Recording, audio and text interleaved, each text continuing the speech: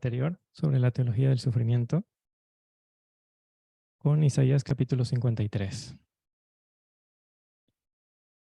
Y haciendo un breve resumen, habíamos hablado que en Isaías 53:3 nos habla de Cristo como hombre. Estaba predicho en la profecía de Isaías que él iba a ser experimentado en quebranto varón de dolores. Pero hemos hablado de que Cristo, cuando vino a esta tierra como hombre, llegó a entender muy bien lo que es el dolor y el sufrimiento como ser humano. Pero hemos analizado en Génesis 6:6 que la palabra de Dios nos habla de que como Dios también siente el dolor por el pecado. Y eso no meditamos en eso, que en cómo la introducción del pecado en el universo ha causado tanto dolor a Dios. Y hemos analizado en la caída del primer Adán en Génesis 3 que luego de su caída, el hombre en su naturaleza caída no siente dolor por el pecado. Y esto lo podemos ver, yo creo, de manera personal cada uno de nosotros si nos analizamos. ¿Por qué es tan fácil mentir? ¿Por qué es tan fácil ser malos? ¿Por qué es tan fácil dar rienda suelta a todas las pasiones carnales humanas? Porque no nos duele, no sentimos dolor por el pecado. Como consecuencia también de la introducción del pecado es que entonces el Señor permite que el dolor, el sufrimiento físico, emocional que sentimos, algo que el primer Adán no sentía, y no era el designio de Dios que sintamos dolor y sufrimiento, es introducido para, por un motivo de misericordia. Eso es lo que estamos estudiando. ¿Por qué nos interesa tanto? Porque hemos analizado que en el mensaje del tercer ángel, uno de los requerimientos de Dios para que seamos sellados es que desarrollemos un carácter semejante al de Cristo, que gime y clama a causa del pecado, a causa de mi propio pecado y a causa del pecado de la iglesia, del pueblo de Dios, de todas las abominaciones que se hacen en medio de ella, en medio de Jerusalén, dice. Entonces, esto también es otra forma de que la palabra de Dios nos da a entender que es Dios quien gime y clama a causa de todas las abominaciones que se hacen en Jerusalén, en el pueblo de Dios. Nuestro pecado le hace gemir y clamar. Entonces, si llegamos a desarrollar un carácter semejante al de Cristo, como vamos a tener un carácter semejante, nosotros también vamos a llegar a gemir y clamar a causa de nuestro propio pecado y de manera ya general del pueblo de Dios.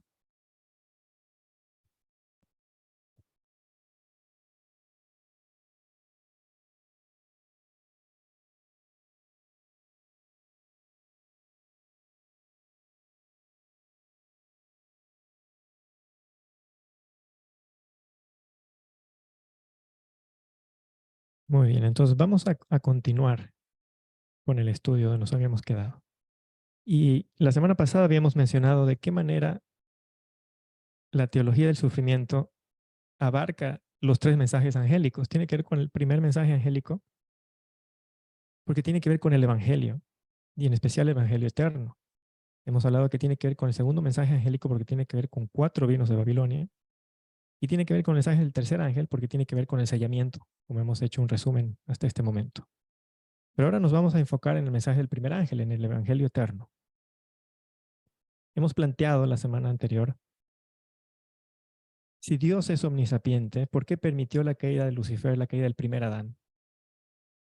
Las preguntas que todo hijo de Adán se hace, ¿no? ¿Por qué permite el dolor, el sufrimiento y la muerte Dios si Él es bueno? Eso es lo que planteamos con nuestra naturaleza caída. Porque tenemos el concepto de que el dolor, el sufrimiento, la muerte primera es un castigo de Dios. Es algo de connotación negativa, porque nos afecta. Si yo sufro dolor, me afecta. Y tiene que ver con el egoísmo también. Porque si yo hablo de experiencia propia, por ejemplo, yo he tenido experiencias en las que cuando se maltrata emocionalmente o psicológicamente a una persona, pero no soy yo, en mi naturaleza perversa y egoísta, lo dejo, permito que eso suceda. He permitido que eso suceda. No he levantado la voz y he dicho, hey, esto no se debe hacer, esto está mal. ¿Por qué? Porque no me afectó a mí. No se estaba maltratando a mi persona. Pero cuando ya me afecta a mí, me hace sufrir a mí, física, psicológicamente, entonces ahí es cuando yo digo, esto está mal.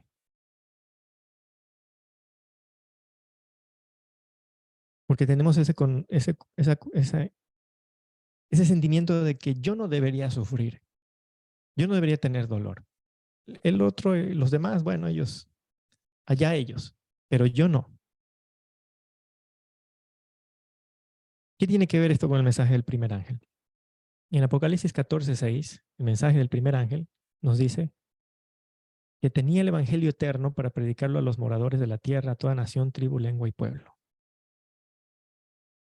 De manera breve, porque es un tema que hemos estudiado, tenemos que tener claro de que al hablar de evangelio, estamos hablando de el engendramiento, nacimiento, vida, muerte, resurrección de Cristo, de la obra de Cristo en esta tierra como hombre, de Isaías capítulo 53.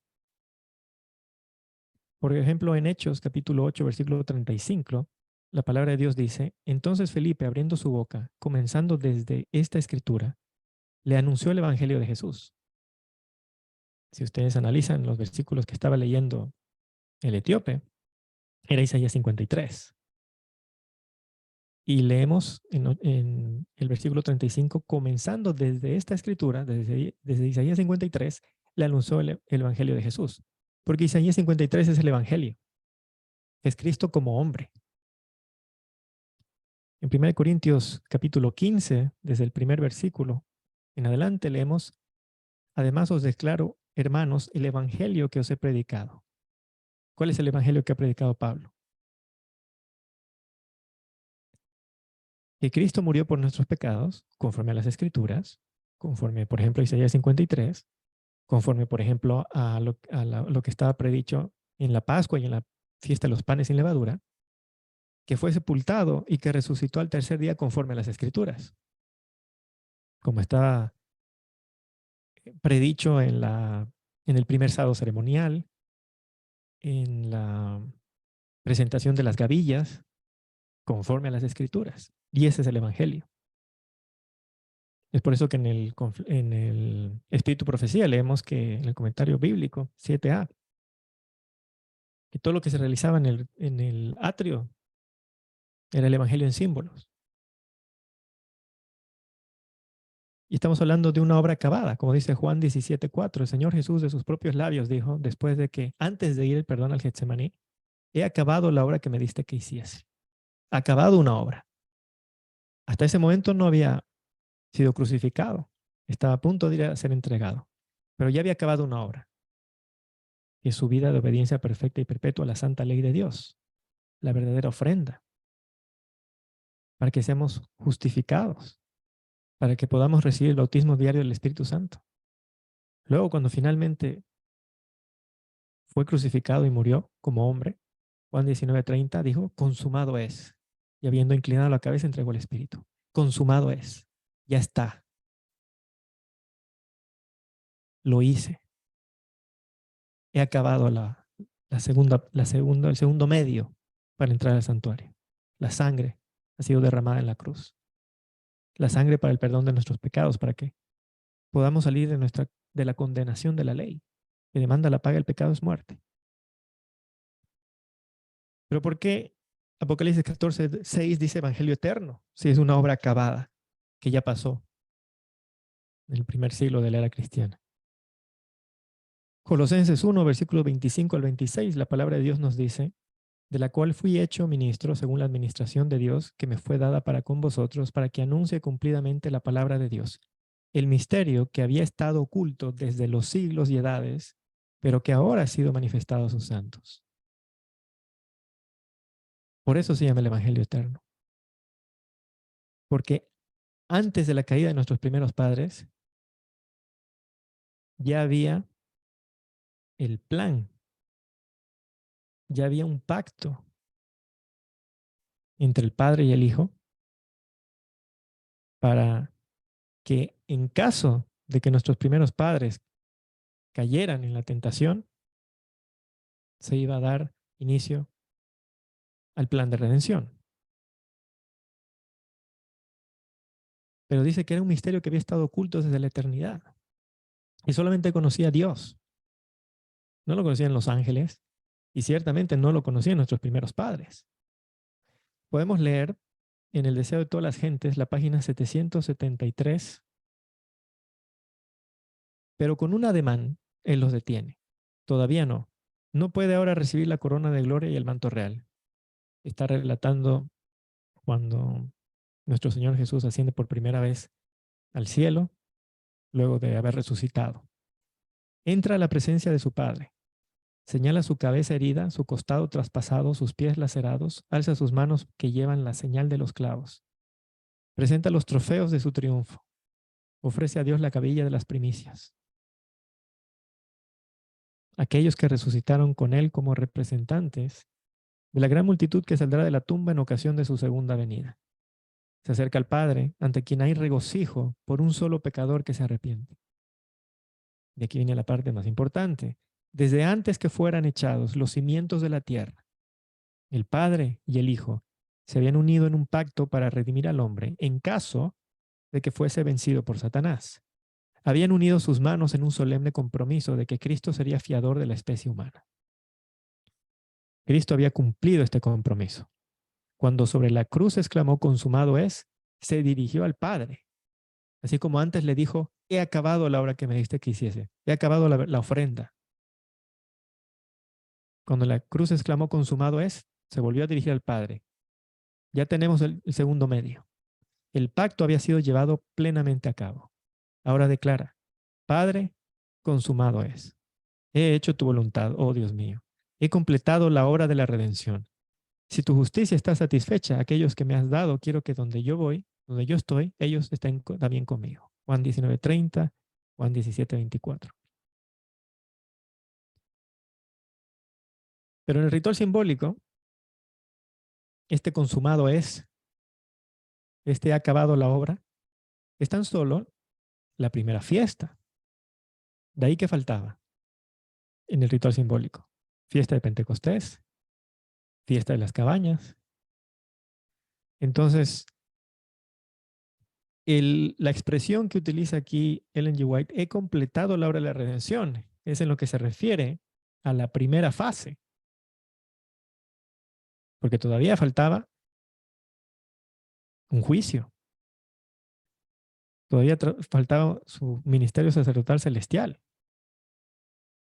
Pero en lo que se refiere a que ya está completada, es que ya tenemos la ofrenda y el sacrificio necesarios para ser aceptados, perdonados, tanto en el servicio diario como en el servicio anual.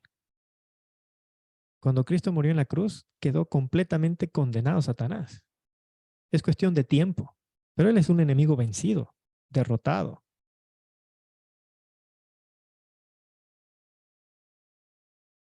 Entonces, en ese sentido, Cristo completó la obra de redención. Pero falta el trabajo que debía iniciar, representado por la fiesta del Pentecostés, y todavía falta lo que tiene que hacer cuando termine su obra en el santuario celestial. ¿No es verdad?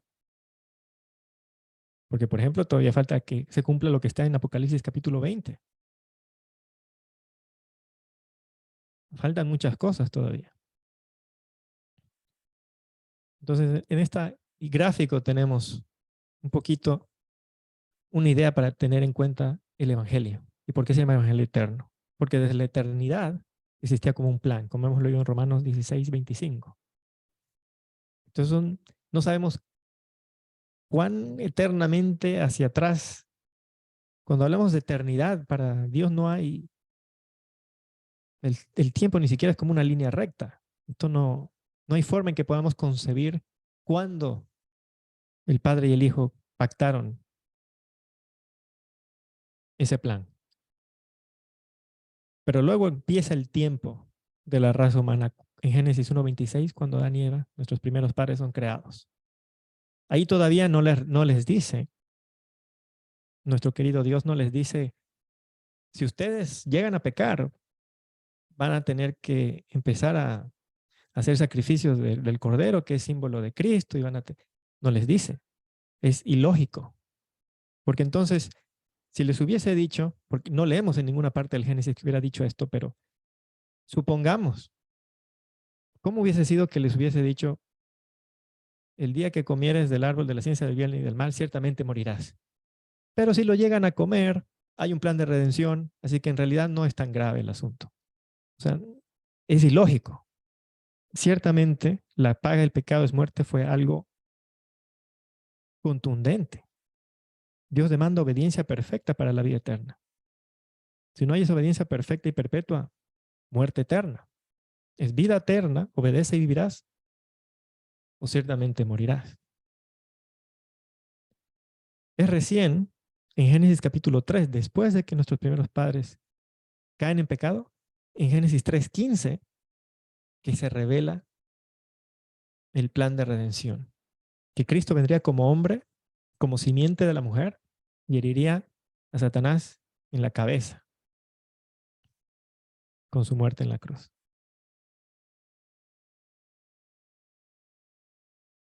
Ahí, ahí ya se da la causa para que eso que estaba como un plan sea revelado. Pero si no hubiese habido esa causa, quedaba para siempre como un misterio que solo conocía el Padre y el Hijo. En eso también tiene que ver lo que hemos analizado la semana pasada, de que Dios no creó autómatas, máquinas incapaces de pecar. Necesita la obediencia verdadera, es voluntaria. El hombre tiene que tomar su decisión.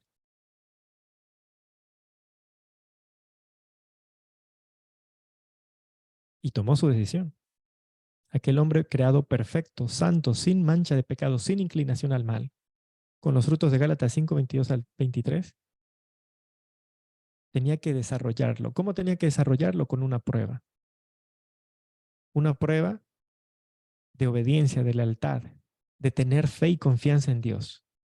Pero no confió en las palabras de Dios, confió en las palabras de un enemigo, de un mentiroso, de un traidor, de alguien que no había hecho absolutamente nada por ellos y confiaron en las palabras de él y desconfiaron de Dios y pecaron. Y entonces es dado a conocer ese pacto que era hasta entonces un misterio, un plan. ¿Qué podemos sacar de todo esto en relación al dolor, al sufrimiento?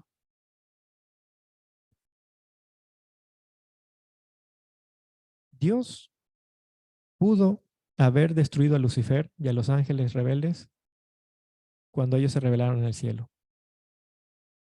en un abrir y cerrar de ojos. Dios pudo haber destruido a Adán y Eva después de que ellos cayeron en pecado inmediatamente, porque les dijo, el día que comieras de él ciertamente morirás. Pero si Dios es omnisapiente, Él es la sabiduría, la fuente de toda sabiduría, ¿qué nos enseña esto? Lo que esto nos enseña es que el destruir a Lucifer y a los ángeles rebeldes cuando se rebelaron, o el destruir a Adán y Eva después de que ellos caen en el pecado inmediatamente, no resolvería el problema del pecado. No resolvería la introducción del pecado en el universo. No resuelve el problema eso. Nos indica que Dios hubiera podido evitar lidiar con el problema del pecado, pero ese no es su carácter.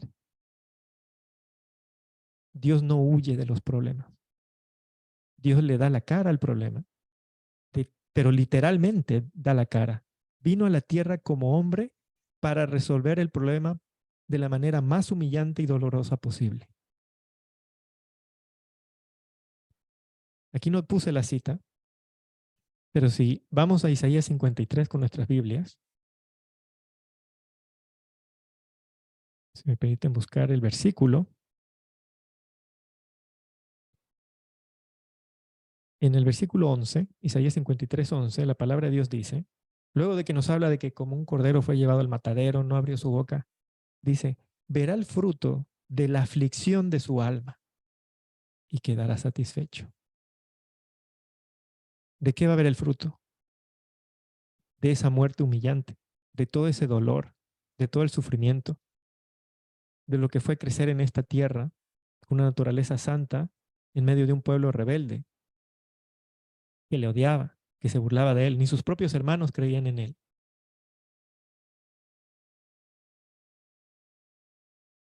ni sus discípulos.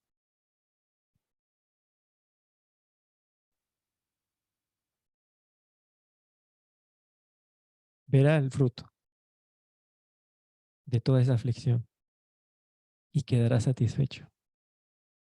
Por su conocimiento justificará a mi siervo justo a muchos y llevará la iniquidad de ellos. Eso nos enseña acerca del dolor. Nos enseña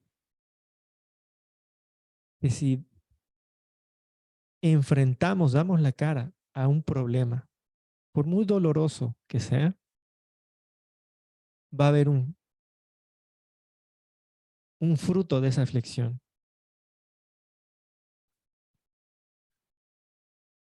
Yo hace semanas atrás les comenté de una prueba terrible. Tenía que ayudar a una persona que estaba por perder la vida. Fue lo más terrible con lo que he tenido que lidiar hasta el momento de mi vida. Fue espantoso. Yo no quería enfrentarlo, porque por naturaleza queremos huir de los problemas. Queremos cerrar los ojos y que desaparezcan como por arte de magia los problemas. No queremos lidiar con el dolor y el sufrimiento. Queremos que se vayan. Queremos dormirnos, despertarnos y que ya no estén ahí. Pero así no se lidia con los problemas. Así no es como Dios lidia con los problemas. Y Él nos quiere enseñar que así tenemos que ser como Él, semejante a Él. Tenemos que enfrentar el sufrimiento, el dolor. Y va a haber un fruto. Después de pasar por todos esos días terribles, yo pude ver cómo el Señor le sanó a esa persona. Y nunca había sentido tanta paz, tanta gozo en mi corazón cuando le vi a esa persona bien restaurado por el Señor. Y ahí me di cuenta. Ahí me di cuenta, Isaías 53:11.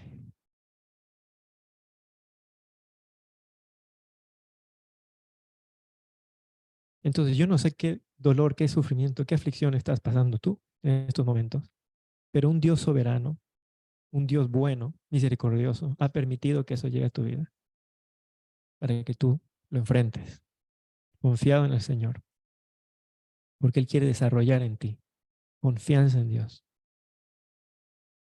Quiere que desarrolles un nuevo carácter semejante al de Cristo. Es impresionante pensar que el Dios a quien adoramos es varón de dolores y experimentado en quebranto.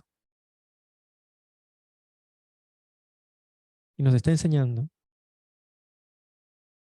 que todo lo que está sucediendo, todo el dolor, todo este sufrimiento que no entendemos con nuestra mente finita, Él con su mente infinita sabe que va a haber un fruto de vida eterna para siempre, porque después de todo lo que ha pasado en este diminuto mundo, nunca más nadie va a volver a pecar. No por obligación, no por miedo, porque claro, si Dios hubiese destruido a Lucifer, a los ángeles rebeldes, a Adán y Eva, ¿quién va a pecar con miedo de que Dios, un tirano cruel que castigue inmediatamente al agresor? Nadie va a pecar porque todos vamos a estar con miedo. Es como en ciertos países asiáticos, incluso algunos países musulmanes, donde se aplica una justicia terrible al que roba, al que hace algo, pues nadie roba, porque saben que les van a caer todo el peso de la ley. Pero eso es obedecer por miedo, no por principio, no por amor, no porque se ama a Dios, no porque se ama su ley. Pero los redimidos van a aprender que Dios es justo y misericordioso, que Dios es bueno, que la ley es santa, justa y buena, como dice Pablo. ¿Por qué es así? Y eso no se aprende con estudios, leyendo. Esto se aprende enfrentando los problemas, los dolores, los sufrimientos en la vida. Práctica. En Filipenses 2:6, la palabra de Dios nos dice, el cual, siendo en forma de Dios, no estimó el ser igual a Dios como cosa que aferrarse. En el devocional Dios nos cuida, en la página 131 leemos, debido a que únicamente la divinidad podía ser eficaz en la restauración del hombre de la ponzoñosa herida de la serpiente, Dios mismo, en su unigénito, tomó la naturaleza humana y en la debilidad de la naturaleza humana mantuvo el carácter de Dios. Vindicó su santa ley en todo respecto y aceptó la sentencia de ira y de muerte para los hijos de los hombres. ¿Qué pensamiento es este? El que había sido uno con el Padre antes de que fuera hecho el mundo, tuvo tal compasión para el mundo perdido y arruinado por la transgresión, que dio su vida como rescate por él. El que era el resplandor de la gloria del Padre, la expresa imagen de su persona, llevó nuestros pecados en su cuerpo en el madero, sufriendo el castigo de la transgresión del hombre hasta que satisfizo la justicia y no se requirió más. Cuán grande es la redención que se ha efectuado para nosotros. Tan grande que el Hijo de Dios murió la cruel muerte de la cruz para darnos vida e inmortalidad por la fe en Él. Este admirable problema, ¿cómo podía Dios ser justo y sin embargo ser el justificador del pecador? Está más allá de la percepción mental humana. Cuando tratamos de sondearlo, se amplía y profundiza más allá de nuestra comprensión. Cuando miramos hacia la cruz del Calvario con el ojo de la fe y vemos nuestros pecados colocados sobre la víctima que allí pende en debilidad e ignominia, cuando comprendemos el hecho de que este es Dios, el Padre eterno, el príncipe de paz, somos impulsados a exclamar, mirad cuál amor nos ha dado el Padre. Primera de Juan 3:1. Perdón, Juan 3:1. Cuando el hombre pueda medir el excelso carácter del Señor de los ejércitos y distinguir entre el Dios eterno y el hombre finito, sabrá cuán grande ha sido el sacrificio del cielo para sacar al hombre de donde estaba caído por la desobediencia para formar parte de la familia de Dios. La divinidad de Cristo es nuestra seguridad de vida eterna. Él, quien llevó los pecados del mundo, es nuestro único medio de reconciliación con un Dios santo. Porque Dios es santo, sin mancha de pecado. Él puede demandar una obediencia santa, porque es una ley santa. Entonces, el hombre, Cristo como hombre, tenía que ser engendrado santo, porque la ley demanda santidad. Sed santos como yo soy santo. La obediencia tiene que ser de un ser santo, no de un ser contaminado y manchado por el pecado, de un ser santo. Entonces, nuestro único medio de reconciliación con un Dios santo fue un segundo Adán, o postrer Adán, como le llama la palabra de Dios, según la traducción. Y nos dice este admirable problema. Dios enfrentó al problema de cara. Ese es su carácter. Él no se esconde. Él no busca el camino fácil. Él busca hacer lo correcto. Y nos ha dado un ejemplo como Dios y como hombre de que por muy doloroso, por muy vergonzoso, por muy terrible que sea el problema, el sufrimiento, el dolor, hay que pasar por ese horno de fuego para que en un futuro veamos los frutos de esa aflicción y tengamos paz en Dios.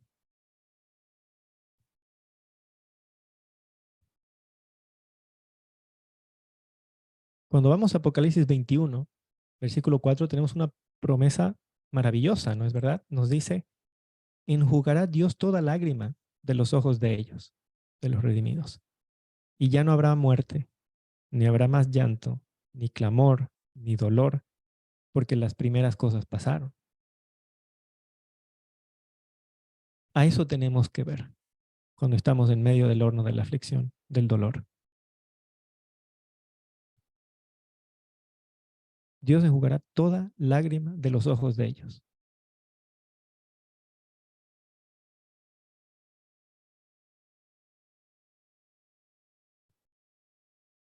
La vida es difícil, la vida es dura, la vida está llena de problemas y dificultades. Pero Dios nos da un mensaje de esperanza. Nos dice que esto es temporal, que lo ha permitido con un propósito, con un fin de misericordia, porque es necesario, ya que somos seres caídos que no sentimos dolor por el pecado y por eso pecamos libremente y justificamos nuestros pecados. Y en lugar de arrepentimiento hay remordimiento. Lloramos las consecuencias del pecado porque el pecado siempre trae consecuencias. Eso es lo que lloramos. Pero no lloramos la causa, la raíz del problema. Y eso es lo que a Dios le duele.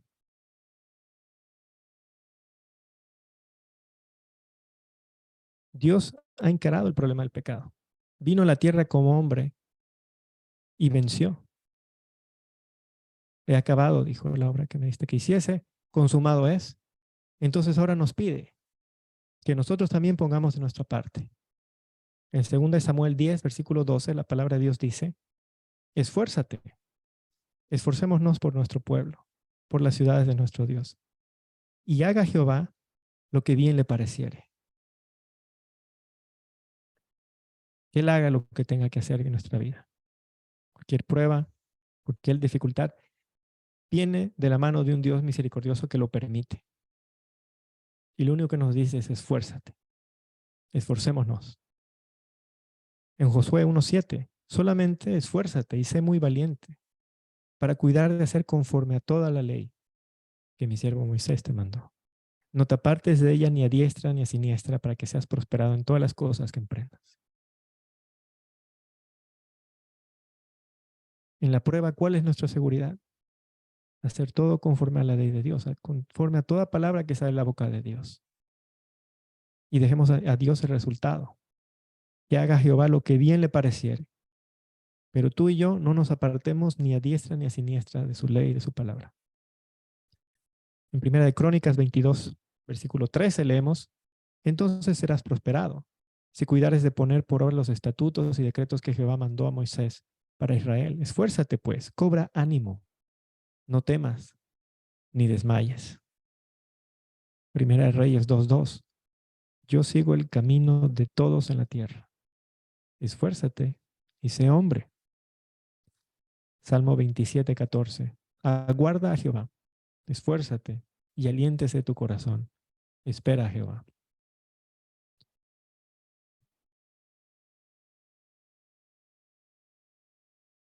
Toda prueba, todo dolor, toda enfermedad, todo sufrimiento ha sido permitido de la mano de un Dios que es justo y misericordioso al mismo tiempo, que está trabajando en nuestra santificación, que está trabajando para que desarrollemos un carácter que nos permita vivir eternamente conforme a su santa ley. Porque la ley no va a cambiar, es eterna, es inmutable. El que tiene que cambiar soy yo, eres tú. Tenemos que ser regenerados. Una nueva naturaleza nos tiene que ser dada por Dios Espíritu Santo. Y nosotros tenemos que desarrollarla por medio del dolor, la prueba, la aflicción. Es la única manera. Si Cristo sufrió, sus hijos sufrirán también. El mensaje que nos dice es, mira hacia adelante. Así como Él, cuando Él estaba en el Getsemaní, ¿qué fue lo que hizo que Él se levante cuando estaba sudando sangre? Él nos vio a los redimidos, como está escrito en Isaías 53:11, vio el fruto de la aflicción de su alma. Todos sus siervos que iban a ser justificados en virtud de su justicia perfecta, que iban a ser perdonados en virtud de esa sangre que iba a ser derramada en la cruz, los vio y quedó satisfecho y dijo, todo este dolor, todo este sufrimiento vale la pena. Entonces ahora a nosotros nos toca igual. La vida es dura, la vida es difícil, llena de problemas y dificultades. Pero como cristianos tenemos un blanco que mirar, una vida eterna, donde no habrá más muerte, ni llanto, ni clamor, ni dolor, ni enfermedad, ni muerte primera. No habrá más muerte. Primera, segunda, no habrá más muerte. Y Dios nos dice, esfuérzate, porque vale la pena. Espera en Jehová, aguarda a Jehová, y esfuérzate, y aliéntate, y espera a Jehová. Cobra ánimo, no temas, no desmayes, esfuérzate, y aguarda, espera a Jehová.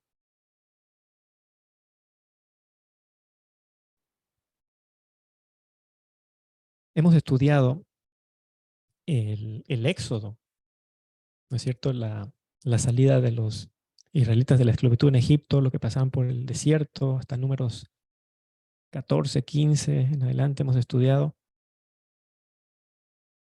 Y si meditamos en eso, si lo volvemos a estudiar, si lo podemos a leer, el libro del Éxodo, vamos a ver que ese es el método en el que Dios nos educa, nos disciplina. Él quiere que afrontemos y resolvamos los problemas de esta vida. Si meditamos en el Éxodo 14, en este capítulo, haciendo un breve resumen, y nos hacemos una imagen mental de los israelitas cuando ya han escapado de manera milagrosa de Egipto gracias a un cordero pascual que fue sacrificado, a un sustituto, a un garante, un mediador, salen y se topan con el mar y ya no pueden avanzar.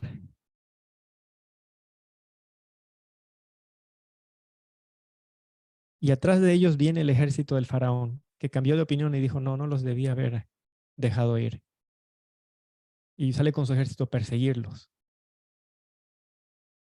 Entonces, hagámonos la imagen de esta situación. Los israelitas, el pueblo de Dios, delante de sí está el mar, no pueden avanzar. Detrás de ellos la muerte. Viene el enemigo a matarlos. Entre la espada y la pared.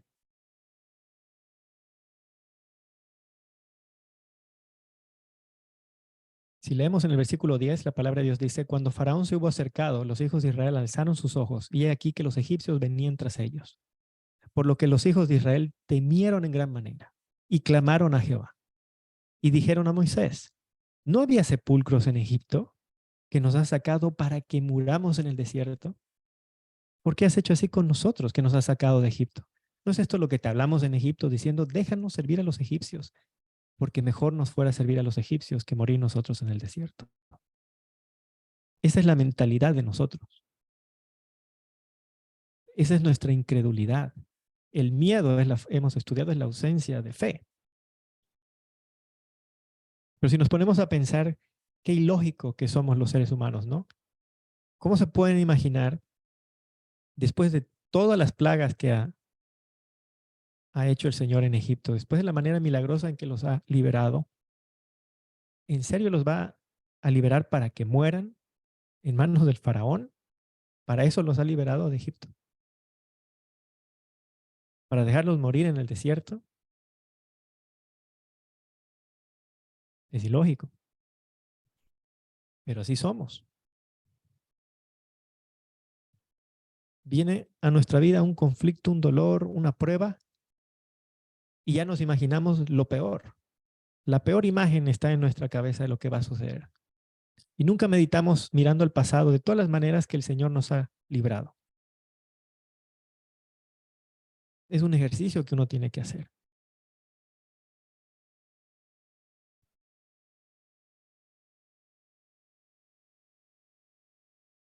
En el versículo 13 leemos, Moisés dijo al pueblo, no temáis, estad firmes, ved la salvación que Jehová hará hoy con vosotros. Esas son palabras de fe. Moisés no vio nada. Él con el ojo de la fe dijo, ved la salvación que Jehová hará hoy con vosotros.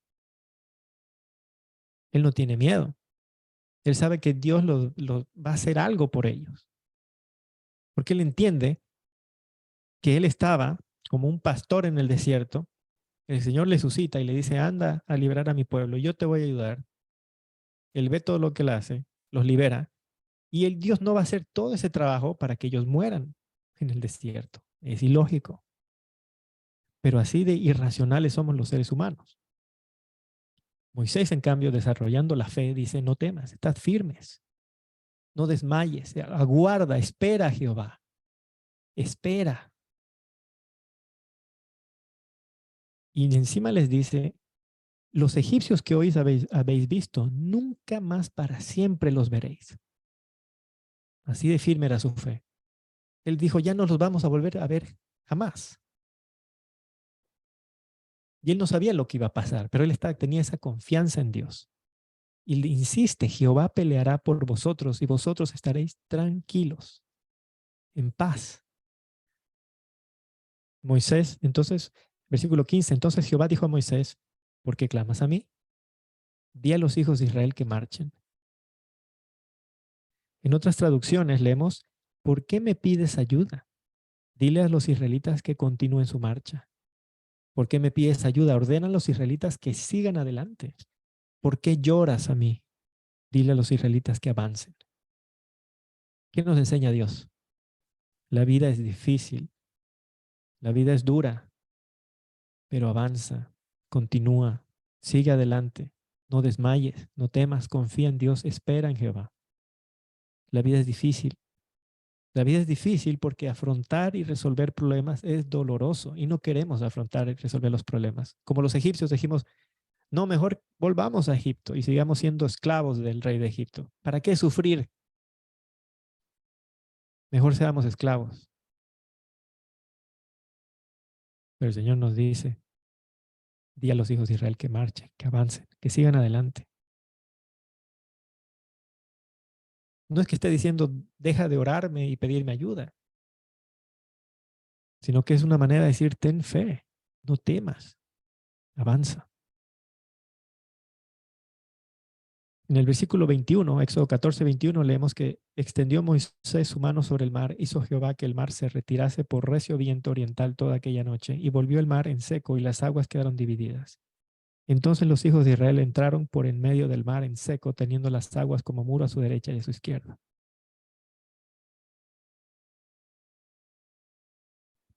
La fe es como una puerta que le permite a Dios obrar para nosotros. No tiene mérito la fe, pero es un medio que se aferra de los méritos de Cristo, que confía en Dios y entonces nos permite a Dios obrar por nosotros. Por eso es que es importante la fe. Repito, no tiene mérito. No es que Dios dice, tiene fe, entonces ahora sí le voy a ayudar. Pero la fe se aferra en los méritos de Cristo, se aferra a la misericordia del Padre, cree en la misericordia del Padre y dice, hágase tu voluntad, pero yo avanzo. O como los hebreos en Daniel capítulo 3, Dios nos puede librar del horno de fuego, pero así no lo haga, nosotros no vamos a rendir tributo a esa imagen que el rey de Babilonia ha construido. Obedeceremos a Dios, pase lo que pase, así se desplomen los cielos y la tierra. Así hay un mar delante de nosotros que no podemos pasar. Así hay un ejército que viene a matarnos. Yo y mi casa serviremos a Jehová.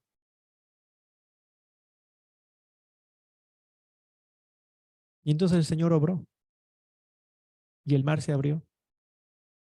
Y ellos caminaron por medio del mar, protegidos. Y cuando trataron de pasar los egipcios, como leemos en los versículos 26 al 27, el mar no cubrió, no les protegió, Dios, sino que volvieron las aguas, dice el versículo 28, sobre la caballería, los carros, todo el ejército de Faraón, y no quedó de ellos ni uno, ni uno. Versículo 30, así salvó Jehová aquel día a Israel de mano de los egipcios. E Israel vio a los egipcios muertos a la orilla del mar.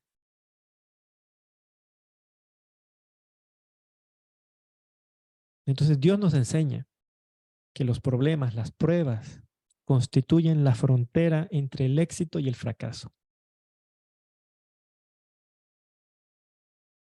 Porque así como la fe abre esa puerta que permite que Dios pueda obrar para librarnos, la incredulidad, el miedo, la falta de confianza y fe en Dios, le está cerrando la puerta y le está abriendo la puerta al enemigo para que nos destruya. Tenemos que entender eso. Nuestra incredulidad, nuestra murmuración es lo que le permite al enemigo venir a arrasarnos. Y Dios no puede obrar. En cambio, la fe hace lo opuesto. Le cierra la puerta al enemigo y le abre las puertas a Dios para que Él pueda obrar por nosotros. Porque nosotros tenemos que poner de nuestra parte. Los israelitas tenían que avanzar antes de que el mar se pudiera abrir en dos. Tenían que avanzar por la fe. ¿Ustedes piensan que si ellos hubiesen dicho no, mejor nos volvemos a Egipto, se dan media vuelta, el mar se iba a abrir y Dios les iba a decir, esperen, esperen, ya ahora sí les voy a abrir el mar? No, tenían que avanzar. Esa fue la orden, avancen, confíen, sigan adelante. Y entonces el mar se abrió. Y es así que si meditamos en todo lo que leemos en el Éxodo de la salida del pueblo de Dios de Egipto, caminando hacia la tierra prometida, es una figura, como ya hemos estudiado. Es una figura, es algo que pasó en la realidad, es algo histórico, pero sirvió como figura, como metáfora de lo que es la redención de cada ser humano. Nosotros somos esclavos del pecado, súbditos al rey de Egipto. Es en virtud de un cordero pascual que somos liberados y entramos en ese camino, como Juan Bunyan lo escribió en su libro El progreso del peregrino, todo ese caminar hacia la tierra prometida, pasar por el desierto, por el horno de la aflicción. Y era prueba tras prueba, tras prueba, tras prueba, para que desarrollen su fe, su confianza en Dios, para que desarrollen la obediencia a Dios. ¿Y cuál era la confianza que ellos tenían que haber tenido? Por ejemplo, en Éxodo 13, versículo 21 al 22, la palabra de Dios dice, y Jehová iba delante de ellos de día en una columna de nube para guiarlos por el camino, de noche en una columna de fuego para alumbrarles, a fin de que anduviesen de día y de noche. Nunca se apartó de delante del pueblo la columna de nube de día, ni de noche la columna de fuego. ¿Qué nos dice entonces Dios? No solo aquí, en tantos versículos, en tantas historias en la Biblia nos dice que Él va delante de nosotros, delante de su pueblo, para guiarnos con su palabra. Cuando estudiamos la Biblia, cuando estamos en problemas y acudimos a la palabra de Dios para iluminarnos, para que entendamos por qué está pasando lo que está pasando. ¿Qué quiere Dios que vea? ¿Qué defecto de carácter me está revelando? ¿Qué pecado acariciado? ¿Qué ídolo? Y nos promete, nunca se va a apartar de nuestro lado. Él es el que va adelante para guiarnos.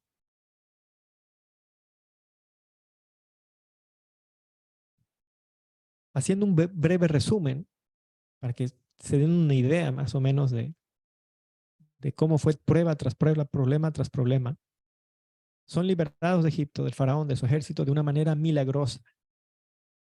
¿Qué ocurre en Éxodo 15? Versículo 22. Hizo Moisés que partiese Israel del Mar Rojo, salieron al desierto de Shur y anduvieron 3 días por el desierto sin hallar agua. Son liberados de manera tremendamente milagrosa del ejército del faraón que venía a matarlos, y él permite una prueba. No encuentran agua.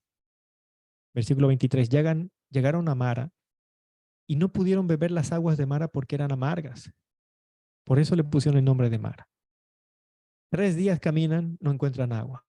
Encuentran agua y es agua amarga que no se puede tomar. Es otra prueba. Versículo 24. Entonces el pueblo murmuró contra Moisés y dijo, ¿qué hemos de beber? Nos vamos a morir de sed. Nos ha sacado de Egipto para morirnos de sed en el desierto. Nuevamente, incredulidad, miedo, falta de fe en Dios. ¿Qué hace Dios? Éxodo 15, 27. Les conduce a fuentes de agua. ¿Qué ocurre después en el siguiente capítulo, Éxodo 16? Versículo 2, toda la congregación de los hijos de Israel murmuró contra Moisés y Aarón en el desierto. Y les decían los hijos de Israel, ojalá hubiéramos muerto por mano de Jehová en la tierra de Egipto, cuando nos sentábamos a las ollas de carne, cuando comíamos pan hasta saciarnos, pues nos habéis sacado a este desierto para matar de hambre a toda esta multitud. Primero vino sed, luego vino hambre. Nos vamos a morir de hambre. Aquel Dios que nos sacó de manera milagrosa de Egipto, aquel Dios que nos libró de manera milagrosa del ejército del faraón, aquel Dios que nos está proveyendo agua, no puede proveernos de comida. Es decir, no, ¿cómo va a ser? Nos vamos a morir de hambre. Eso es la incredulidad, eso es la naturaleza humana, así somos. ¿Qué hizo Dios? Éxodo 16:4. Proveyó pan del cielo, el maná. Pan del cielo les dio de comer. ¿Qué sucedió después? Éxodo 17. Otra vez tuvieron sed. Éxodo 17:2. Altercó el pueblo con Moisés y dijeron, danos agua para que bebamos. Moisés les dijo, ¿por qué altercáis conmigo? ¿Por qué tentáis a Jehová? Así que el pueblo tuvo allí sed y murmuró contra Moisés y dijo, ¿por qué nos hiciste subir de Egipto para matarnos de sed a nosotros, a nuestros hijos y a nuestros ganados? ¿Qué hizo Dios? Éxodo 17:6. Provee agua de la peña herida.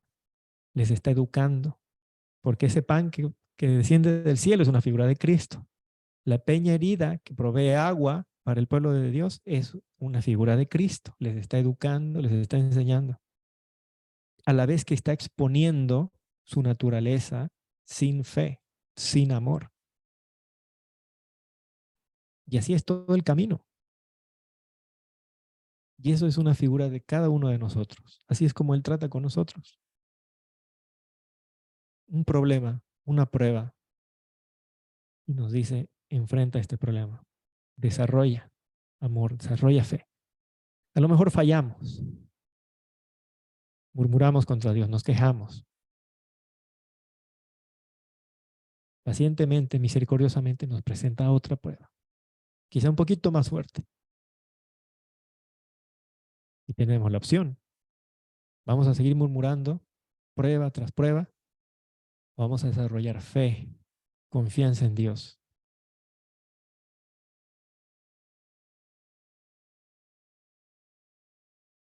En 2 Corintios 5, versículos 6 al 8, la palabra de Dios dice, así que vivimos confiados siempre, sabiendo que entre tanto que estamos en el cuerpo, estamos ausentes del Señor, porque por fe andamos, no por vista, pero confiamos, y más quisiéramos estar ausentes del cuerpo y presentes del Señor.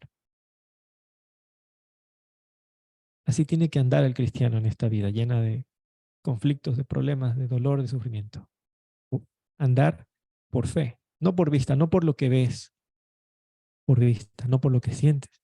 Esto no quiere decir que no existe el dolor físico, por supuesto que hay el dolor físico, mental.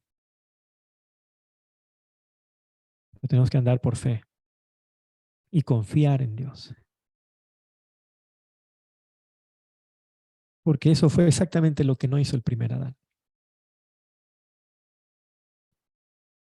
El primer Adán que, como dice Génesis 1:27, fue creado a imagen y semejanza de Dios, capacitado para enfrentar cualquier problema, capacitado para obedecer a Dios de manera santa, perfecta. Era un ser santo, sin manchas, sin contaminación. No sentía hambre, no sentía sed, no sentía, vivía en un paraíso. No había clima frío, extremadamente caliente, incómodo. No caminaba con dolor en los pies, no se cansaba de trabajar. Su memoria era perfecta, su salud era perfecta. Era templo del Espíritu Santo, con todos los dones de Gálatas 5:22 al 23. Pero tenía que desarrollarse con la prueba de Génesis 2:17, el árbol de la ciencia del bien y del mal. Y la serpiente, el enemigo, en Génesis 3, del 1 al 5, le dice lo opuesto a lo que Dios había dicho. Porque Dios había dicho, no comerás porque el día que de él comieres ciertamente morirás del fruto del árbol de la ciencia del bien y del mal. Y Satanás le dijo, no moriréis, sino que más bien serán abiertos vuestros ojos, seréis como Dios. Entonces el hombre en su libre albedrío escogió confiar en las palabras de un extraño que nunca había conocido, que nunca le había dado nada. Dios le había dado todo: vida, un lugar para vivir, trabajo, lo puso bajo una ley, lo puso como mayordomo de la tierra, su alimento, su trabajo, todo. Pero él no confió en las palabras que él le dijo: ciertamente morirás. Confió en las palabras del gran engañador que le dijo: no moriréis, seréis como Dios. Y él tomó su decisión. Es por eso que, como hemos heredado esa naturaleza caída, no confiamos en Dios, en lo que Él dice. Él dice: no comerás, ciertamente morirás. ¿Y el ser humano en qué cree? En la inmortalidad del alma, que cuando el hombre muere tiene como un fantasma que vive para siempre y que es posible que vaya a sufrir penas eternas en un infierno como lugar de penas eternas. No confiamos en la palabra de Dios que nos dice: la paga del pecado es muerte y muerte segunda. Romanos 6:23, Apocalipsis 21:8. Ciertamente morirás, no dice ciertamente sufrirás para siempre. No confiamos en la palabra de Dios.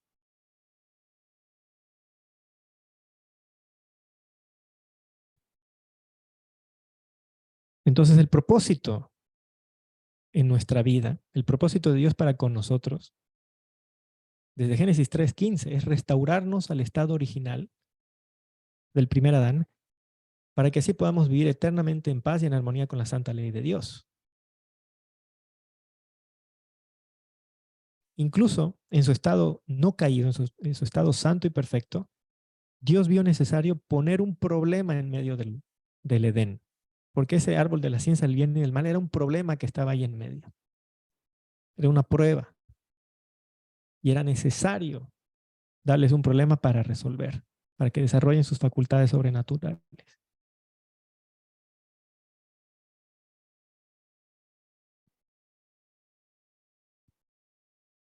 Pero no lo hizo. Y por su caída tenemos una naturaleza que no tiene fe, que no tiene amor, que no tiene Gálatas 5:22 al 23. Es por eso que necesitamos, en primer lugar, al sustituto, al garante, al mediador. Porque como está escrito en Filipenses 3, versículo 9 en adelante: ser hallado en él, en Cristo como hombre, no teniendo mi propia justicia, que es por la ley, sino la que es por la fe de Cristo, la justicia que es de Dios por la fe.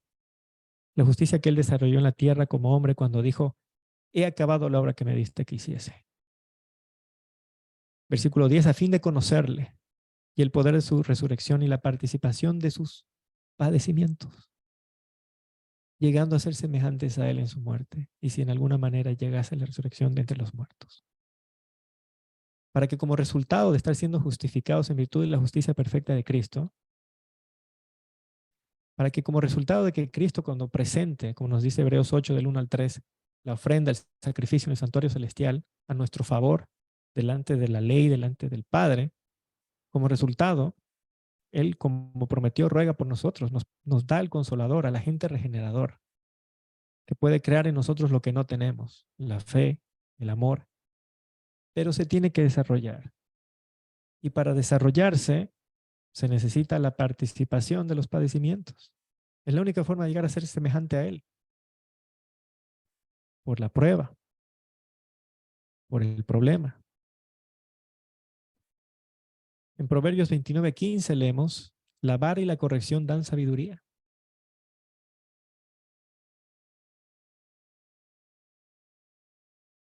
En Filipenses 3:10 hemos leído: a fin de conocerle, a fin de conocer cómo es Dios, cómo es su carácter. Y su carácter nos dice el Espíritu de Profecía, que es un asunto tras asunto. La ley es un asunto, es la reflexión de su carácter. Queremos conocerle, su carácter, queremos conocer su ley. Eso es adquirir sabiduría. ¿Cómo le vamos a conocer? Con la vara y la corrección.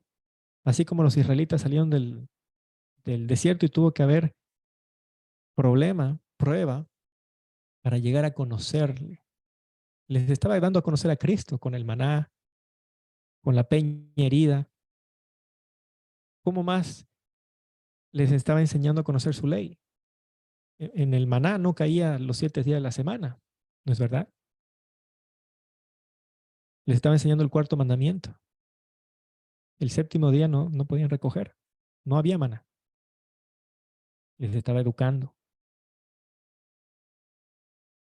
Entonces los problemas, las pruebas, son los medios designados por Dios para que desarrollemos Gálatas 5, 22 al 23, para que desarrollemos un nuevo carácter semejante al de Cristo.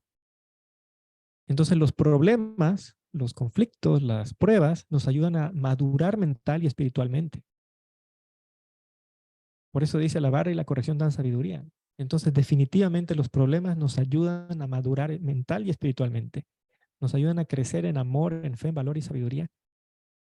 Si es que nos sometemos a la vara y la corrección del Señor.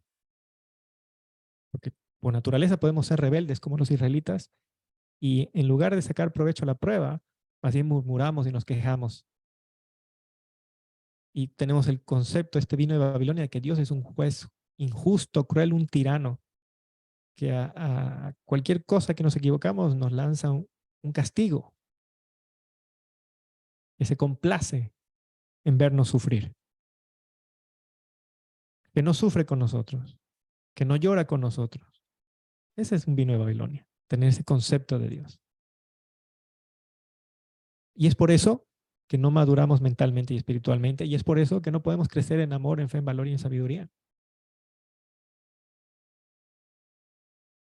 Porque para crecer, desarrollar Gálatas 5, 22 al 23, hay que confiar en Dios en medio de la prueba. Porque cuando todo va bien, no está probada nuestra fe. Todos confiamos en Dios cuando todo va bien. Cuando las cosas van mal, ahí es cuando la fe puede crecer y madurar. En Proverbios 12:1, la palabra de Dios dice, el que ama la instrucción, ama la sabiduría, mas el que aborrece la reprensión es ignorante. Entonces, en medio de las pruebas, en medio del dolor, de la enfermedad, del sufrimiento, podemos adquirir sabiduría.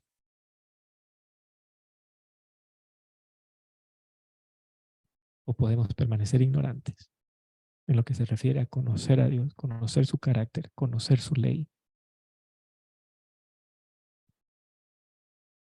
Pero definitivamente es gracias al sufrimiento que supone afrontar y resolver problemas que crecemos mental y espiritualmente. Es gracias al sufrimiento. No hay otra forma.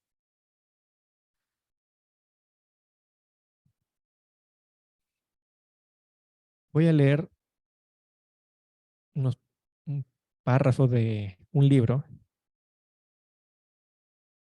de un protestante descendiente de Quakers, que es una rama del protestantismo que viene de Holanda, que se convirtió en un psicólogo muy conocido en Estados Unidos y escribió un libro muy conocido que se llama El camino menos transitado. En ese libro, como psicólogo, pero también como cristiano, él escribe lo siguiente. Dice, como tememos el sufrimiento, casi todos procuramos en mayor o menor medida evitar los problemas. Posponemos el enfrentarnos con ellos en la esperanza de que desaparezcan. Los eludimos, los olvidamos, fingimos que no existen. Incluso tomamos medicamentos para pasarlos por alto, pues mitigar el sufrimiento nos permite olvidar que lo causa. Intentamos eludir todos los problemas en lugar de afrontarlos directamente. Preferimos eludirlos a vivirlos. Esta tendencia a eludir los problemas y los sufrimientos inherentes a ellos es la base primaria de toda enfermedad mental.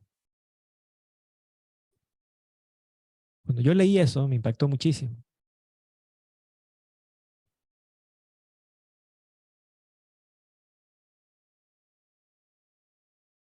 Pensar que la base primaria de toda enfermedad mental que tenemos los seres humanos y que se les receta medicamentos y toda una serie de cosas, la base, la raíz por la que esto se llega a hacer cada vez más agudo y más terrible en un ser humano, es porque intentamos eludir los problemas que nos causan dolor en lugar de afrontarlos directamente. Y entonces se entiende por qué tanto el Señor nos insiste en que avancemos. Enfrenta el problema. Confía en mí. Espera en Jehová.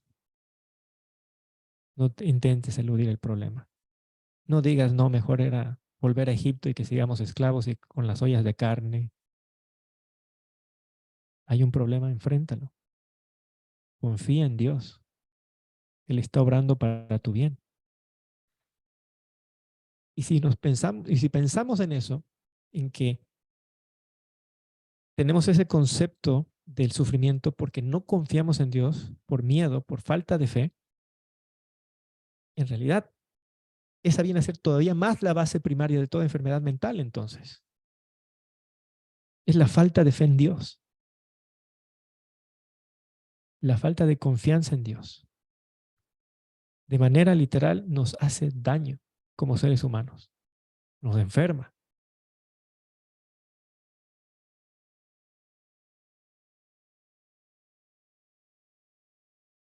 Pero Dios quiere que desarrollemos fe y amor, el oro refinado en fuego,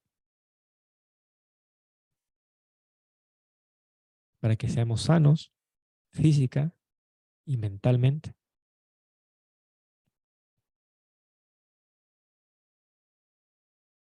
Voy a hablar algo que es duro reconocerlo para las personas que me conocen desde mucho tiempo,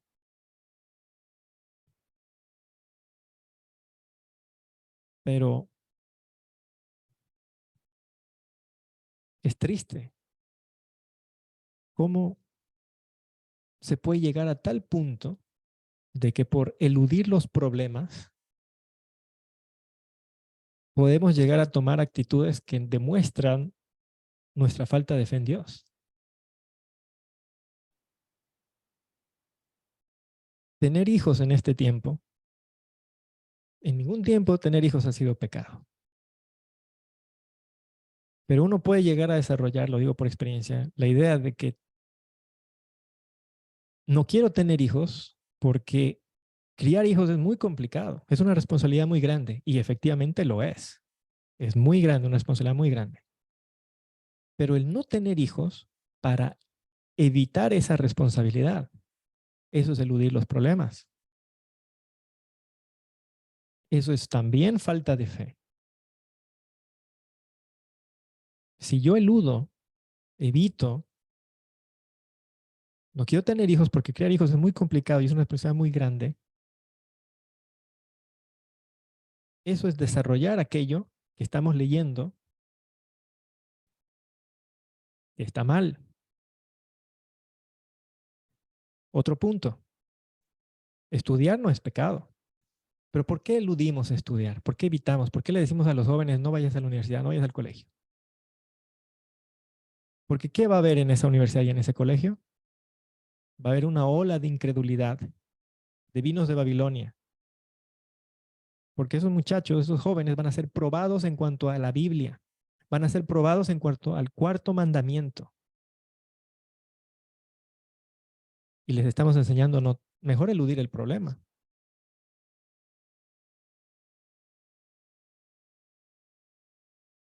En lugar de ser responsables, en lugar de desarrollar que sean disciplinados, organizados, puntuales, en lugar de que desarrollen su fe, su confianza en Dios, de que si tengo que guardar el cuarto mandamiento, tengo que confiar en Dios. Si me hablan de la evolución o miles de años de evolución, yo tengo que crear lo que Dios dice en Génesis capítulo 1. En 6 días hizo Dios la tierra y todo lo que en ella hay. Hay que ser probado, pero queremos eludir. Otro ejemplo, trabajar no es pecado. De manera personal, yo por varios años eludía, evitaba trabajar, porque yo decía, si trabajo, me van a hacer trabajar sí o sí el sábado. Entonces, no, entonces mejor no trabajar. Pero era una excusa, era una excusa. Entonces evitas un problema. Y al evitar ese problema, ¿qué estás evitando desarrollar? En primer lugar, evitas desarrollar el tener que relacionarte con gente. Gente que va a tener temor de Dios, gente que no va a tener temor de Dios, que va a querer influenciarte. Entonces no te vas a desarrollar como un individuo, no vas a tener que cargar con responsabilidades, ser organizado, organizarte de tal manera que puedas hacer el viernes el día de preparación y el sábado guardar el sábado. No vas a tener que ser, no vas a desarrollar esa disciplina, ser ordenado, puntual y semana tras semana ser probado en cuanto a tu lealtad al cuarto mandamiento, que tienes que desarrollar esa lealtad. ¿Cómo más la vas a desarrollar? Porque si no trabajas, no estudias, no, pues así no vas a ser probado al cuarto mandamiento, estás eludiendo el problema, pero no crece tu fe porque no está siendo probada. Ahora, con esto no quiero decir que uno tiene que ir corriendo a la tentación. Yo no voy corriendo a una fiesta donde se sirve trago para ver si soy leal y no voy a participar de eso, ¿no es verdad? Pero trabajar no es pecado, estudiar no es pecado, tener hijos no es pecado. Pero uno quiere evitar los problemas cuando son justamente los problemas los que nos ayudan a desarrollar un carácter, nos ayudan a desarrollar sabiduría, valor. Yo recuerdo la primera vez que tuve que decir que yo no trabajo en sábado, estaba, pero me temblaban las rodillas, porque nunca lo había tenido que decir. Tenía miedo, como que, como los israelitas, aquí me voy a morir, esto es el fin. Dios que me sacó de Egipto, aquí me va a abandonar y voy a quedar postrado en el desierto. Y no era así. Simplemente tenía que tener el valor de decir, yo no trabajo en sábado. Pase lo que pase, pierdo mi trabajo, no pierdo mi trabajo, yo no trabajo en sábado. Y resulta que el Señor obra y respetan. Si no trabajas en sábado, no trabajas en sábado. Hubo veces en que me dijeron, no, eso va a ser un problema. Bueno, muchas gracias. Pero ¿qué pasa? Viene otro trabajo. De ahí uno dice, no trabajo en sábado, soy adventista del séptimo día. Y la gente, algunas personas van y buscan en internet, adventista del séptimo día, ¿qué significa eso? Y uno les puede hablar de qué significa eso. Pero ¿qué más implica eso? Que desde ahí en adelante todos van a decir, esa persona es adventista del séptimo día. Entonces van a prestar ojo a tu carácter, a cómo trabajas, si eres responsable, ordenado, puntual. Y entonces te desarrollas como individuo, como cristiano. Enfrentas el problema y dejas a Dios los resultados.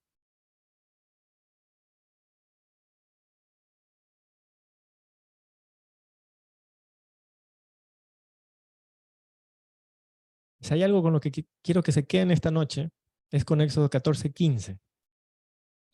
¿Qué le dijo Jehová a Moisés? ¿Por qué clamas a mí? ¿Por qué te desmayas? ¿Por qué sufres? Simplemente avanza, marcha, confía en mí. Mira atrás. ¿Cuántas veces te he bendecido, he salvado tu vida, te he sustentado? ¿Por qué lo voy a dejar de hacer en este momento en que estás decidiendo elegir seguirme a mí?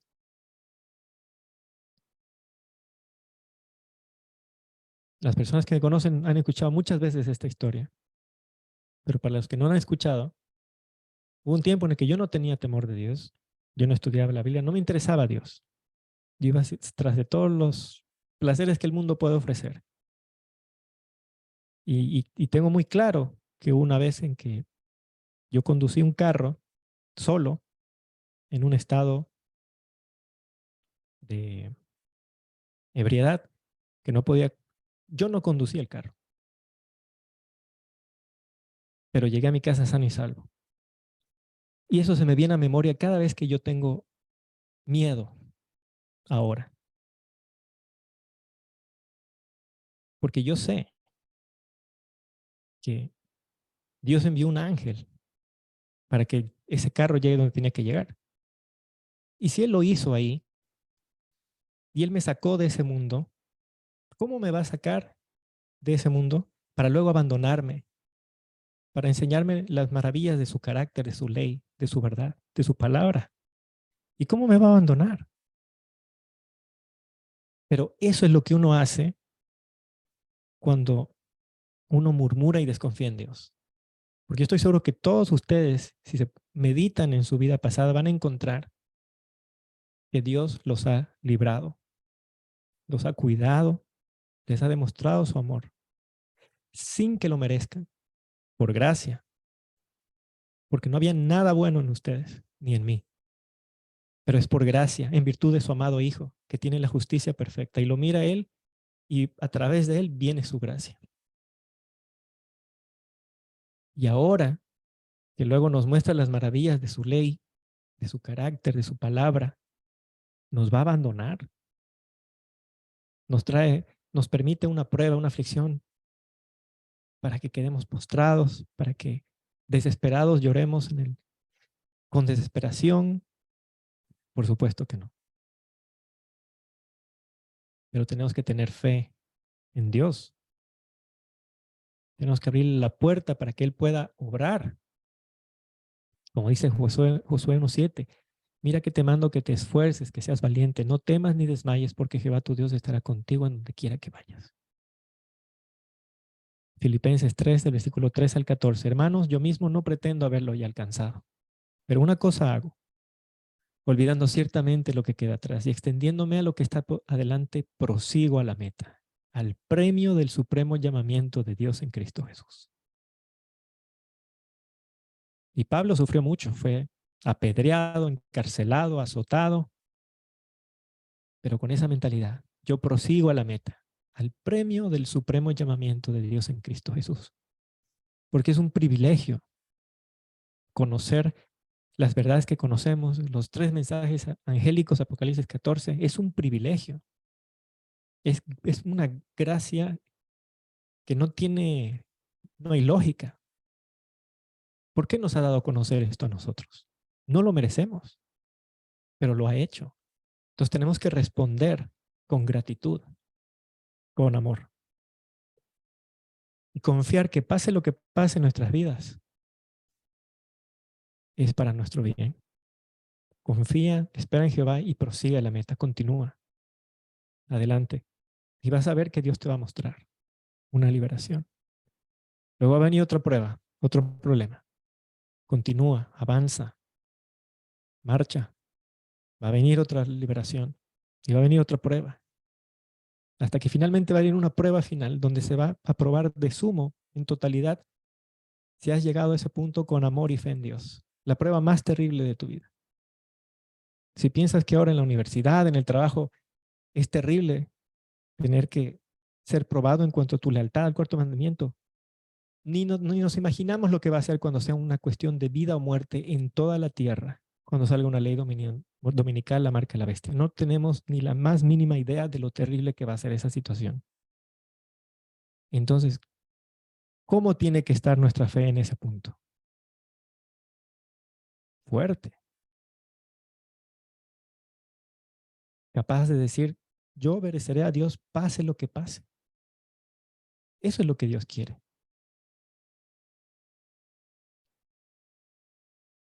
Volviendo a este libro, El camino menos transitado de Scott Peck, leemos: en todo caso, cuando eludimos el sufrimiento genuino que resulta de afrontar problemas, nos privamos también de la posibilidad evolutiva que los problemas nos ofrecen. Por esta razón, en las enfermedades mentales crónicas se detiene nuestro proceso de desarrollo y quedamos atascados. Y sin una cura, el espíritu humano comienza a encogerse y a marchitarse.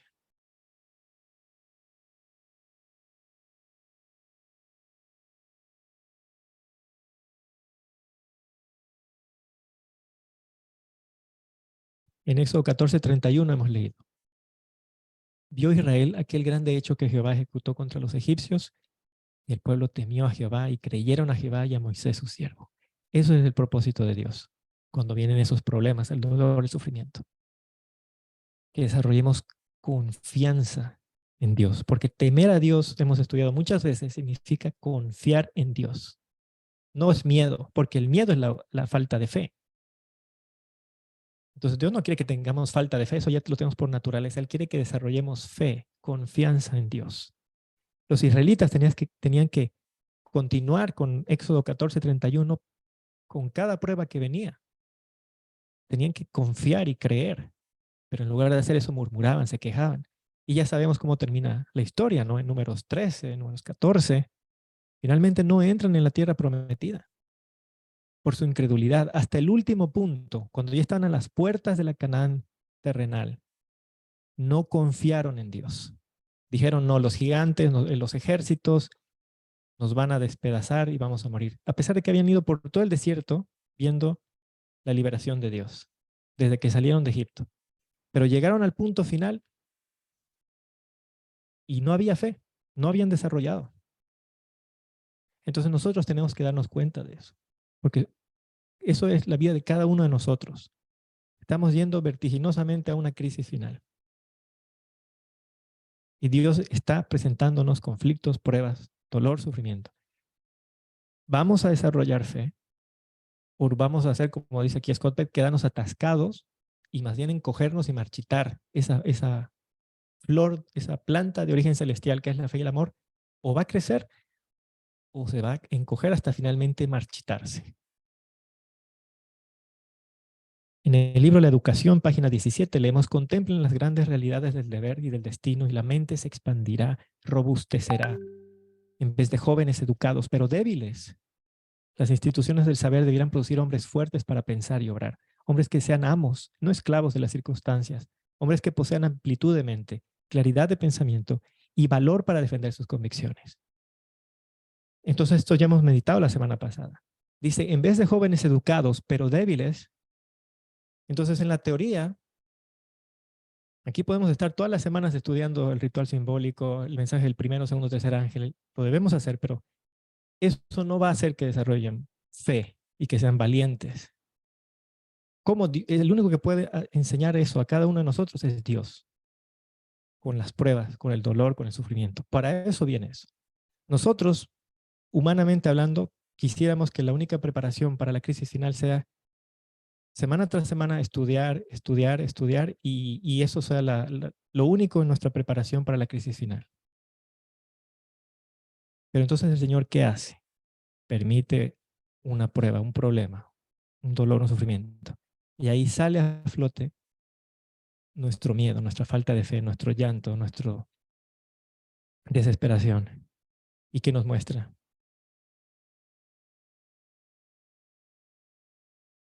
Que nos falta, que no tenemos algo, que tenemos que pedirlo, que tenemos que creer que nos ha sido dado y que tenemos que desarrollarlo.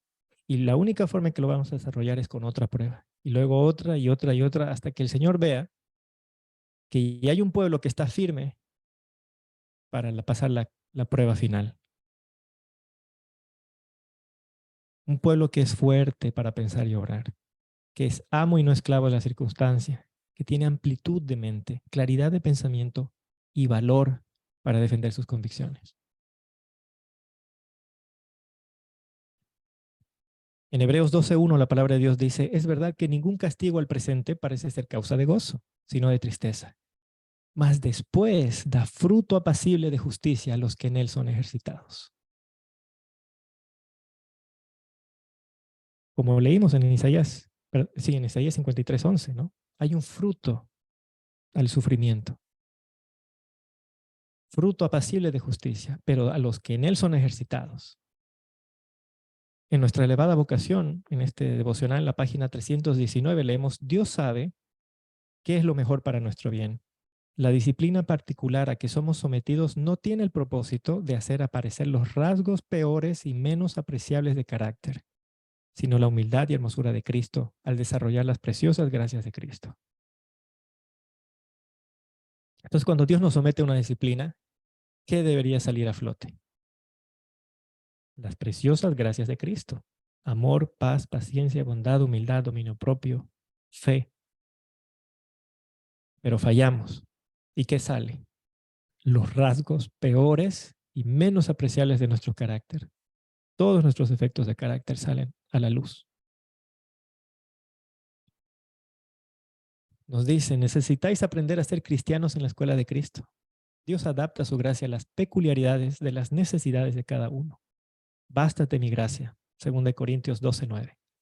Cuando vuestra carga se haga más pesada, mirad hacia arriba y mediante la fe aferraos más firmemente de la mano de Jesús, vuestro poderoso ayudador.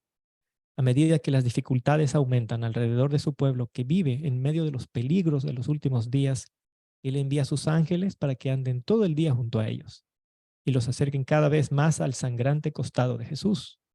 Y cuando llegan las grandes pruebas, se olvidan las pruebas menores.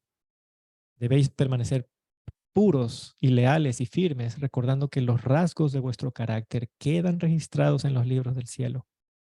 No hay circunstancia, lugar, dificultad, privación que nos impida vivir vidas hermosas de fidelidad cristiana y conducta aprobada.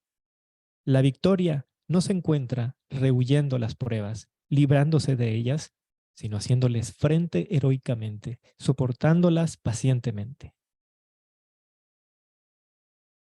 Ese es el punto del estudio de esta noche. La victoria no se encuentra rehuyendo las pruebas, librándose de ellas, sino haciéndoles frente heroicamente, soportándolas pacientemente. Todos se encontrarán con pruebas. Si contempláis a Jesús, pasaréis por pruebas y las soportaréis con paciencia, y así os fortaleceréis para soportar la prueba siguiente. Es únicamente la estrechez de nuestra visión lo que impide que discernamos la benevolencia de Dios manifestada tanto en la disciplina a que somete a su iglesia como en las grandes bendiciones que Él provee. Ese es un vino de Babilonia, el pensar que cuando Él me da todo lo que es bueno, me libre, no tengo dolor, no tengo sufrimiento, todo me va bien, esas son las bendiciones de Dios. Pero el momento en que viene la enfermedad, el dolor, el sufrimiento, ahí viene su juicio, su castigo. Es verdad que nuestros pecados siempre van a tener consecuencias, siempre. Eso nos enseña toda la Biblia.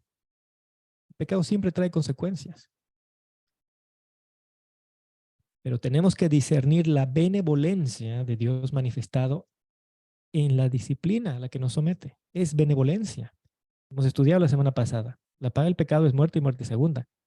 No son las pruebas y dificultades que con Él nos está disciplinando para que desarrollemos un carácter semejante al de Cristo. Eso también es bendición. Pero es estrechez de nuestra mente que nos hace pensar siempre, enfermedad es porque es castigo de Dios. Pasó este accidente, castigo, todo es castigo, porque Dios es un tirano juez perverso que nos castiga apenas nos equivocamos tan solo un poquito. Es estrechez de mente. Y entonces no vamos a crecer, no vamos a crecer.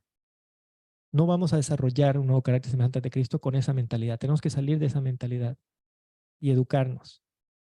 Educarnos para, como dice aquí el consejo, discernir la benevolencia de Dios manifestado tanto en la disciplina a la que nos somete como en las grandes bendiciones que nos provee. En todo tiempo de dificultad y confusión, Dios es un refugio seguro para su pueblo.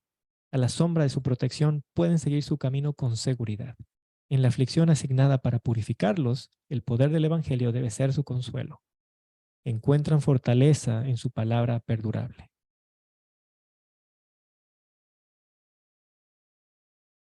Nos conocemos ya de memoria el Salmo 145, 17. Justo es Jehová en todos sus caminos, misericordioso en todas sus obras. En todo lo que hace es justo, en todo lo que hace es misericordioso.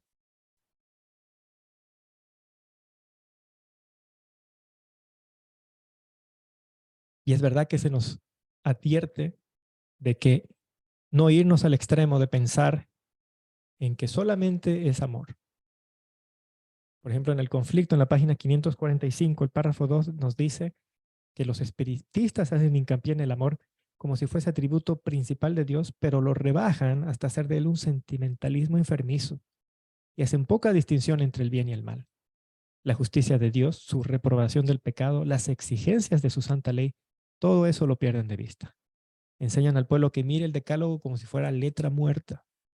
Fábulas agradables, encantadoras, cautivan los sentidos e inducen a los hombres a que rechacen la Biblia como fundamento de su fe. Se niega a Cristo tan descaradamente como antes, pero Satanás ha cegado tanto al pueblo que no discierne el engaño. Ese es el problema del vino de Babilonia que tiene que ver con esta doctrina que hablamos la semana pasada, de la prosperidad. La doctrina de la prosperidad, que va en contra de lo que los reformadores llamaron la teología del sufrimiento. La teoría, la doctrina, este vino de Babilonia, la prosperidad, nos dice que Dios es amor y que como es amor, todos se van a salvar y no importa que su ley, que si es el sábado, que si es el domingo, que Él quiere que todos en esta vida vivamos libres de enfermedad, libres de sufrimiento, mientras que la teología del sufrimiento nos dice no, el sufrimiento es un medio por el cual Dios nos manifiesta su amor también. Y nos dice que no, la paga del pecado es muerte y muerte segunda. No son las dolores y sufrimientos, enfermedades que en esta vida tenemos que llevar, que también son un medio de Dios para nuestro bien. Entonces, tenemos la advertencia, no nos vamos a ir a ese extremo de hacer hincapié solo en su amor y dejar a un lado su ley. Pero no nos vamos a ir tampoco al otro extremo, al que nos advierte en el libro Hijas de Dios, página 145, el párrafo 4. Fije sus ojos en el sol de justicia, en lugar de ver a su querido y amante Padre Celestial como a un tirano. Vea su ternura, su piedad, su inmenso amor y su gran compasión. Su amor excede al de una madre por su hijo.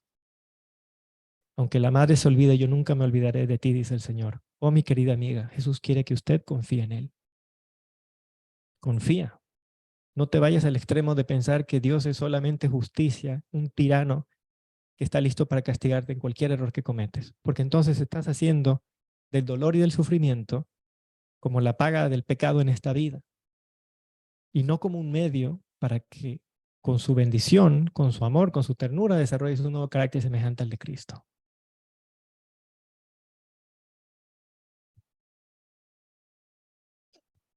Muy bien. Vamos entonces a detenernos aquí, en este punto.